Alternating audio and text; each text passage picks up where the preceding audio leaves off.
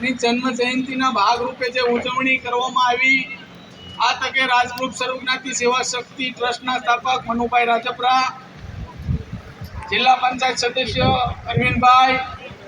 જયંતિભાઈ ગોહિલ, અકુભાઈ રાજપરા, મહેશભાઈ રોજાસરા, રસિકભાઈ રોજાસરા, રાજુભાઈ બારિયા, ગોરધનભાઈ તાવિયા વગેરે મહેમાનોને જે આમંત્રણ આપ્યું તે બદલ પ્રથમ તો ખૂબ ખૂબ આભાર. વાલ્મીકી સમાજની ખૂબ નજીક દિલીપભાઈ તો રાજગૃહના આમ ગણો તો અમારા મેમ્બર પણ છે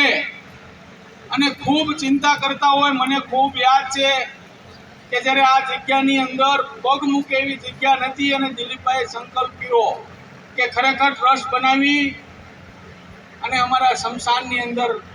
અમારા સમાજની અંદર જ્યારે એવી અઘટિત ઘટના બને ત્યારે મેં એવા દ્રશ્ય જોયા છે જ્યારે એને અહીંયા લાવવામાં ખૂબ તકલીફ પડતી, ત્યારે દિલીપભાઈએ જહેમત ઉપાડી ટ્રસ્ટ બનાવ્યું અને આ સરસ મજાનું તમામ લોકોને અહીંયા જે કાર્યક્રમ કર્યો, આ જગ્યાનો સુધારા વધારા કર્યા. હંમેશા સમાજની ચિંતા કર્યા કરે, સમાજની અંદર અંધશ્રદ્ધા દૂર થાય, કુરિવાજો દૂર થાય, સમાજના સુધારા કઈ રીતે કરવા એવી વાટાઘાટો કરતા હોય તો ખરેખર વાલ્મીકી સમાજની અંદર